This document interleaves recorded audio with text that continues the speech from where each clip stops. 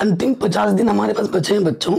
इन 50 दिन को हमें अच्छे से मेहनत करना होगा कि बाद में हमारे मन में कोई रिग्रेट ना रह जाए कि काश मैं उस टाइम में पढ़ लेता, ठीक है, ये कर लेता, वो कर लेता। काश वाला वर्ड जो है ना, वो एग्जाम देते समय आपके मन में नहीं आना चाहिए। हमें इतनी शिद्दत से इस समय पे मेहनत करनी होगी। हर एक समय, हर एक सेकंड को हमें यूटिलाइज करना होगा। अब इस टाइम पे अगर कुछ बच्चे क्रिकेट खेलते हैं या कुछ ऑनलाइन गेम खेलते हैं या कुछ भी करते हो, रील्स देखते हो, इन सब फालतू चीजों से बचना है। तो किस तरीके से 50 दिनों में पढ़ाई करनी है, किन किन चीजों को पढ़ाई करनी है, कैसे पढ़ाई करनी है, वो मैं बताऊंगा, ठीक है। और इस वीडियो को पूरा देखना और शेयर करना। बाकी मैंने सब कुछ पढ़ा रखा है चैनल पे, जाके आप देख के सीख सकते हो। तो सबसे पहले अगर हम बात करें कि भैया ये जो 50 दिन है, तो सबसे पहली चीज मैं आपको बोलूंगा पढ़ाई कैसे करनी है। उससे पहले नंबर 1 चीज आपका है डिस्ट्रैक्शन, ठीक है दोस्त। इससे तो पहले बचना ही बचना है हमें, ठीक है। डिस्ट्रैक्शन सबसे बड़ा बाधा होता है हमारे, अगर हम किसी चीज को अचीव करना चाहते हैं तो सबसे बड़ा जो पत्थर होगा ना आपके मील का, वो ये है डिस्ट्रैक्शन। और डिस्ट्रैक्शन कई प्रकार के हो सकते हैं, ठीक है, कई प्रकार है इसके। जैसे किसी को डिस्ट्रैक्शन हो सकता है कि वो फोन चलाता हो। फोन में क्या है ना, PHON नहीं होगा, फोन समझ लो। फोन में क्या है, कोई रील्स देख रहा है, कोई व्हाट्सएप चला रहा है, कोई फेसबुक चला रहा है, कोई अनशन चीजें देख रहा है, इनसे बच के रहना है। किसी को और दूसरा डिस्ट्रैक्शन, कोई क्रिकेट खेल रहा है, ठीक है, खेलने में ही मस्त है, कोई देखने में मस्त है, उसके साथ साथ कोई बाबू सोना में बिजी है। तो इन सब चीजों से बच के रहो। और एक डिस्ट्रैक्शन ये हो सकता है कोई गलत संगति, इनसे भी हमें बच के रहना है कि अगर आपकी संगति खराब होगी ना, तो संगति का असर आप पे जरूर पड़ेगा, चाहते हुए ना चाहते हुए भी, ठीक है। तो अपनी संगति सुधारो। अगर कोई दोस्त तुम्हें डीमोटिवेट करता है, यार बोर्ड एग्जाम बहुत टफ है, बहुत ये है, ये नहीं पढ़ा, वो नहीं पढ़ा, नेगेटिव चीजें अगर आपके पास कोई बोल रहा है, तो उससे बिना बताए उससे दूर हट जाओ, ठीक है। वो चीज आपके लिए सही नहीं है, वो दोस्त आपके लिए सही नहीं है, ठीक है, उससे किनारा कर लो। ये चीज पहला काम तो यही करना होगा, ठीक है। अब हम बात करेंगे कि हमें पढ़ाई कैसे करनी है 50 दिनों में।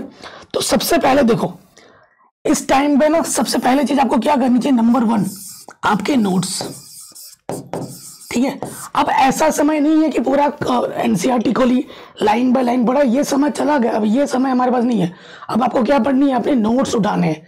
जो भी आपने नोट्स बनाए, चाहे विज्ञान हो, चाहे सामाजिक विज्ञान हो, हिंदी के जो भी आपके पास हो, फिजिक्स केमिस्ट्री, उसके नोट्स पहले, सबसे पहले जो भी हो। देखो टारगेट तो मैं आपको ये कहूंगा कि दिन में, ठीक है, अभी इस टाइम पे ये होना चाहिए स्टार्टिंग के 15 दिनों में या 20 दिन में, 20 डेज, कि मुझे डेली हर एक दिन में क्या करना है, सभी विषय पढ़ने हैं, एक एक चैप्टर, 1 चैप्टर हर विषय के, चाहे वो फिजिक्स हो, चाहे वो केमिस्ट्री हो, ठीक है, चाहे वो सामाजिक विज्ञान हो, जो भी हो, आप कक्षा 10 में या 12th में हो, डेली एक चैप्टर पढ़ना है। और स्कूल टाइम के अलावा कम से कम 8 घंटे आपको डेली पढ़ने हैं, 8 घंटे, ये ध्यान रखना। तो ये डेली एक टास्क लगाओ, ठीक है। टास्क क्या बनाओ, और ये मत सोचो कि लंबा प्लानिंग नहीं करना है, अपन को डे बाय चलना है, एक प्रॉपर एक एक कदम रखना है, कल का सोचना है, आने वाले 20 दिन 25 दिन का नहीं सोचना, कल का सोचना है। कल जैसे ये आप क्या करो, एक चार्ट बनाओ, ठीक है। जैसे ये गणित का लिख दिया, गणित में मुझे ये चैप्टर करना, टिक हो गया। सामाजिक विज्ञान में पढ़ना, ये टिक हो गया। तो सारे टिक टिक होने चाहिए। और हाँ, डेली 5 सब्जेक्ट्स पे टाइम देना है इस समय, ये ध्यान रखो। तो सबसे पहले क्या काम करना है, कोई भी सब्जेक्ट आपने उठाया, उसका पहले आप नोट्स पढ़ो। Number 2 NCERT line by line नहीं पढ़नी, NCERT के क्या पढ़ने हैं, जो बॉक्स के अंदर जो क्वेश्चन होते हैं, एक पैराग्राफ होता है, बॉक्स के अंदर क्वेश्चन होते हैं, विज्ञान हो, सामाजिक विज्ञान हो, ऐसे क्वेश्चन होगा। अगर नहीं है तो अभ्यास के प्रश्नों को करना है। तो सबसे पहले NCERT के जो भी क्वेश्चन आंसर है वो पढ़ने हैं, याद करने हैं, कोई भी विषय क्यों ना हो, ठीक है, उदाहरण है उनको लगाना है। नोट्स पढ़ा, नोट्स के तुरंत बाद आपने NCERT पढ़ी। नंबर 3 पे उसके बाद आपको क्या करना है, क्वेश्चन बैंक करना है, ठीक है। क्वेश्चन बैंक बहुत ज्यादा जरूरी है, मैं हर वीडियो में बोलता हूँ, ठीक है। क्वेश्चन बैंक बहुत जरूरी है। देखो तरीका क्या होगा, अगर आपने विज्ञान का पहला चैप्टर पढ़ा, पहला चैप्टर पहले अपने नोट से पढ़ना है। नोट से आपको खुद का बनाया हुआ नोट्स जल्दी समझ में आता है, जल्दी रिवाइज होता है, ठीक है। ये चीज बहुत जरूरी है। बाकी तो मैंने सब कुछ पढ़ा ही रखा है। नोट्स पढ़ने के बाद आपको क्या पढ़ना है, NCERT के क्वेश्चन आंसर याद करने हैं, चाहे आपने नोट्स में लिखे हो या फिर आपके पास कोई भी रेफरेंस बुक हो या हमारे वीडियो से। उसके बाद क्या करना है, आपको क्वेश्चन बैंक जरूर पढ़ना है, क्योंकि ये क्वेश्चन बैंक बहुत ज्यादा जरूरी है। ये आपको कॉन्फिडेंस को बूस्ट करेगा। कैसे, क्वेश्चन बैंक में ऑब्जेक्टिव सब्जेक्टिव 1 मार्क्स के, 2 मार्क्स के, 3 मार्क्स के, 4 मार्क्स के हिसाब से डिस्ट्रीब्यूट रहते हैं, और कौन सा क्वेश्चन कितनी बार आ रखा है ये आपको वो बताता है, और इससे ये पता लगता है कि भाई ये क्वेश्चन 5 बार 10 बार हर साल पूछा जा रहा है, तो आप स्ट्रेटेजी बना पाते हो और उन क्वेश्चनों को अच्छे से पता लग जाता है कि ये बार बार आ रहे हैं, इनको मुझे ज्यादा टेंशन देना है, तो एक चीज ये करनी है। ठीक है, ये हो जाए नोट्स, एनसीईआरटी, क्वेश्चन बैंक। और उसके बाद देखो चौथी चीज क्या है, रिवीजन। ये बहुत ज्यादा जरूरी है, बहुत ज्यादा जरूरी है। अभी इस टाइम पे रिवीजन जो करना है मल्टीपल टाइम्स। ठीक है, ये नहीं कि एक बार कर दिया 2 बार कर दिया हो गया, मल्टीपल टाइम आपको रिवीजन करना पड़ेगा, मल्टीपल टाइम्स। सोचो आप आज अपने एक चैप्टर पढ़ लिया तो जैसे 2 दिन होता फिर वो चैप्टर दोबारा पढ़ना है, बार बार रिवाइज करना। मुझसे पूछो भाई, मुझे सारा कुछ आता लेकिन मैं बार बार पढ़ता था। हर बार जब पढ़ोगे ना, जितना ज्यादा रिवाइज करोगे आपका कॉन्फिडेंस नेक्स्ट टाइम उतना ज्यादा हाई होगा।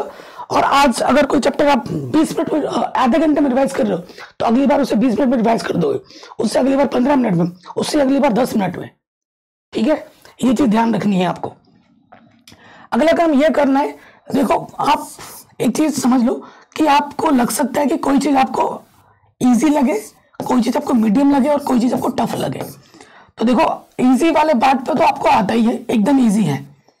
जो टफ वाला पार्ट है उसको थोड़ा अभी टाइम ज्यादा दे दो, ठीक है, क्योंकि बाद में आपको टाइम मिले ना मिले, इसलिए स्टार्टिंग के 5-10 दिन में ना टफ जो इंपॉर्टेंट चीजें हैं उस पर आपको लग रहा है कि मुझे मैं भूल जाता हूँ या मुझे इस पर थोड़ा आगे चल के दिक्कत हो सकता है, तो उसको टाइम दो आप। ठीक है, और मीडियम वाले पे एफर्ट लगा लो। ठीक है, थोड़ा 1-2 बार पढ़ लो, इजी तो आपको आता ही है। अगर पढ़ने वाले बच्चों के लिए ना कुछ इजी है ना मीडियम में टफ है, उसको सारा कुछ आसान लगता है। ठीक है, आपको भी आसान लगेगा। ये मत सोचो कि मैंने इतने साल भर नहीं पढ़ा अब क्या करूं, ये सब सोचने का टाइम नहीं है। खुद को मोटिवेट करो कि मैं कर लूंगा, मैं फोड़ के आऊंगा। पढ़ने वाले बच्चे फोड़ देते हैं। ठीक है, अगर एक जिद होनी चाहिए अंदर कि मैं फोड़ के आऊंगा, अगर ये कर सकता तो मैं भी कर सकता हूँ, और कर दोगे। ठीक है, 50 दिन बहुत ज्यादा होते हैं, और पढ़ने वालों के देखो अगर पढ़ोगे तो बहुत ज्यादा, नहीं पढ़ोगे तो 50 दिन 5 दिन के बराबर है। तो ये चीज ध्यान रखना, ये चीज करना। और हाँ, नोट्स बनाते हुए पढ़ाई करना, हमेशा नोट्स बनाते हुए पढ़ाई करो। ठीक है, और उसके साथ साथ ग्रुप डिस्कशन जरूर करो। एक ग्रुप डिस्कशन क्या करना है, एक व्हाट्सएप ग्रुप बना लो। ज्यादा दोस्तों की भीड़ इकट्ठा नहीं करनी है, 5 अच्छे दोस्त जो आप रहो वो 5 दोस्तों के ग्रुप बनाओ, और उस ग्रुप में ग्रुप की बातें होनी चाहिए, डिस्कशन की, स्टडी से डिस्कशन की, कि भाई तूने मैथ में क्या करे, कोई क्वेश्चन तुम्हें नहीं आ रहा है फटाफट से क्वेश्चन का फोटो खींचा ग्रुप में डाल दो, अरे यार बता दे। कोई कुछ नहीं आएगा तो वो वॉइस मैसेज छोड़ देगा, है ना, कि भाई ऐसे ऐसे ये होगा, ऐसे ऐसे वो करेगा। वीडियो कॉल पे बात कर सकते हो आप लोग। तो टेक्नोलॉजी जो आपके पास है उसका यूज करो। ठीक है ना, ये चीज ध्यान में रखो। तो इसका अच्छे से प्रयोग करना है। आगे देखिए, आगे क्या करना है, ये चीज हो जाने के बाद, हर हफ्ते, ठीक है, 7 दिन के अंदर, 7 दिन है ना, एक आपको टेस्ट देना है। और इस टाइम पे टेस्ट 3-3, 4-4 चैप्टर का मिला के देना है। ठीक है, आज या तो फिजिक्स का दे दिया 3-4 चैप्टर, अगले हफ्ते केमिस्ट्री का दे दिया, अगले हफ्ते फिजिक्स का दे दिया, कभी मैथ का दे दिया। और टेस्ट कम से कम टेस्ट किसके देने हैं, टेस्ट आपको मैथ का और साइंस का तो देना ही देना है। बाकी सब्जेक्ट के दो या ना दो वो मैटर नहीं करता है, लेकिन मैथ का और साइंस का आपको जरूर देना है टेस्ट। ठीक है, ये चीज ध्यान रखनी है। नेक्स्ट चीज आपको क्या करनी है, टेस्ट आपको रेगुलर देना है, और उसके साथ साथ ग्रुप डिस्कशन करनी है, ग्रुप स्टडी करनी है। ओरल दोस्तों के बीच में जब जाओ अपनी कॉपी उसे पकड़ा दो कि भाई क्वेश्चन पूछ, तुम उससे पूछोगे वो तुमसे पूछेगा। इससे जब आप एक दूसरे को शेयर करोगे अपने नॉलेज, तो आप अपनी मेमोरी पावर को स्ट्रांग करोगे। ठीक है, ये चीज ध्यान रखो। तो स्टार्टिंग के 20 डेज में, ठीक है, आप अपना सिलेबस कंप्लीट कर लोगे, आपने सब कुछ पढ़ लिया। ठीक है, अगले जो 10 दिन है ना, अगले जो 10 दिन है उसमें आपको सिर्फ दोबारा से क्वेश्चन बैंक पढ़ना है, ओनली क्वेश्चन बैंक। अब की बार एनसीईआरटी आपने पूरे साल भर पढ़ी है, क्वेश्चन बैंक करोगे। ठीक है, और ये 20 और 10 30 हो गया। अगले 5-10 दिन, ठीक है, अगले 5-10 दिन आपको क्या करना है, मॉडल पेपर, सैंपल पेपर जो भी मिलता है उसको लगाते जाओ, प्लस जो भी आपके अंदर के जो डाउट्स हैं, ठीक है, डाउट्स को निकालो। यूट्यूब वीडियो देखो, दोस्तों से पढ़ाई करो, मेरे वीडियोस देखो, जैसे भी करके जो भी जिस विषय में थोड़ा भी डाउट है उसको निपटाओ। और हाँ, जो आपके जैसे इंग्लिश हो गया, ठीक है, इंग्लिश और हिंदी हो गई, ये तो लैंग्वेज हो, किसी के पास संस्कृत भी है, ठीक है, तो इस पे ये इजी सब्जेक्ट है, इन पे भी ज्यादा फोकस करना है।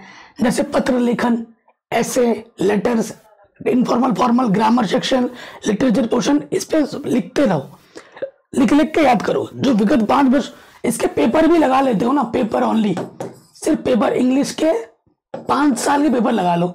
और हिंदी तो हिंदी मीडियम बच्चों के लिए आसानी होती है, हिंदी के लिए आप चित्रा उठा लो या कुछ भी कर लो, फॉर्मेट कैसा आएगा वो देख लो, ठीक है।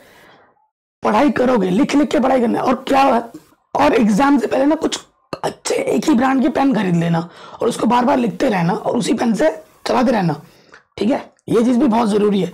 इन सब चीजों को जो आप करोगे, टाइम टेबल नहीं बता रहा हूँ क्योंकि टाइम टेबल मैंने ऑलरेडी वीडियो बना दी है 5-10 दिन पहले, आप देख सकते हो, ठीक है। तो मैं आपको बता दूं, कम से कम स्कूल टाइम के बाद 8 घंटे कम से कम आपको डेली पढ़ना है।